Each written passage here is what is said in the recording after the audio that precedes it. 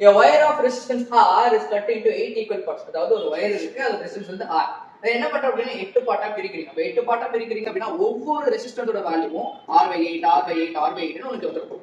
இப்போ என்ன பண்றோம்னா அதுல from these two equal resistance are made by adding 4 of these in parallel. இதுல என்ன பண்றோம்னா 8 வயர் 8 சின்ன சின்ன பீஸ் வந்து உங்களுக்கு வந்து இருக்கு. அதுல 4 பீஸ parallel-ஆவும் மீதி இருக்க 4 பீஸ parallel-ஆவும் நீங்க போடுறீங்க. அப்படி பாக்கும்போது இப்போ நீ என்ன பண்ற R/8 R/8 R/8 R/8 ன்னு parallel-ஆ போட்டு வச்சிருக்கீங்க இல்லையா?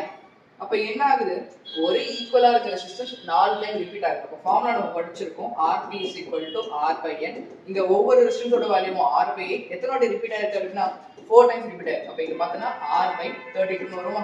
இப்ப இந்த R/32 ரெண்டு இருக்கு. இப்ப இது மொத்தமா R/32. இதே மாதிரி இன்னொரு 4 வச்சிருக்கேன். அது ஒரு R/32. இப்போ என்ன பண்ற? Then these two sets are added in series. அப்ப என்னன்னா இங்க ஒரு R/32 இருக்கும், இங்க ஒரு R/32 இருக்கும். அத சீரிஸா நீங்க வந்து போடுறீங்க. என்ன Rs n times of parallel divide ஆகும், அது சீரிஸ்ல மல்டிபிள் ஆகும். எத்தனை டைம்ஸ் மல்டிபிள் ஆகுது பாருங்க, 2 டைம்ஸ் ரிப்பீட் ஆயிருக்கு into R/32. அப்ப ஆன்சர் வந்து நமக்கு R/16.